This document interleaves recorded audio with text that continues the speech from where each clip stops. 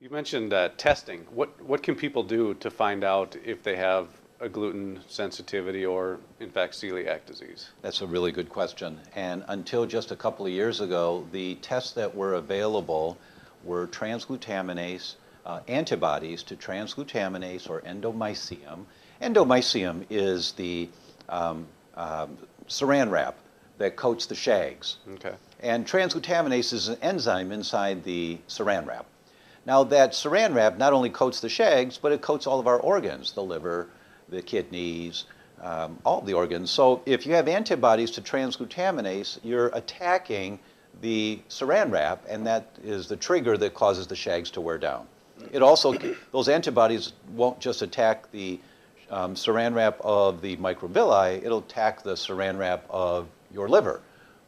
That's why 48% of adults diagnosed with celiac and 54% of children have increased liver enzymes at the time of diagnosis. It's because the liver's inflamed in almost half of them. So the test was endomycium and transglutaminase. Now here's the kicker that so many practitioners aren't aware of yet, is that if you look at the studies on transglutaminase and endomycium, most of the studies say, slam dunk, this is the test to do. 97% accuracy, 99% accuracy, 98%, really high percentage accuracies. And they're consistent saying that. So all the doctors believe that's the test to do. But when you read the actual articles, those researchers looked for people with celiac disease. And those people with celiac disease had those enzymes elevated. Okay, it's a good test if you have celiac disease. But what's the definition of celiac disease? The definition of celiac disease is when your microvilli, the shags, are worn down completely.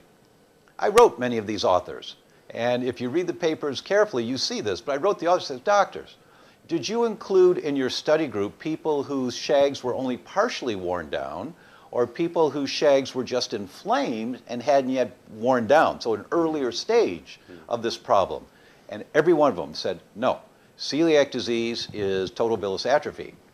So all of those studies that show the blood tests are very accurate are based on people that are at the end stage where their microvilli are totally worn down.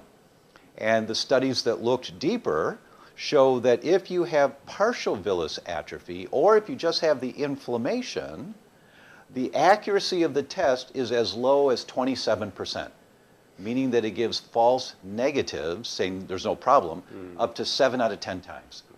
So the doctor gets a test back that he believes in because the laboratory showed him the studies as how valid the test is, and the test says you don't have a problem. And he tells the patient, but doc, I feel so much better if I don't eat gluten. Oh, no, see, your immune system says it's fine. It's okay. It must be stress, or it must be something else. It was the test. It's a very good test if your shags are completely worn down.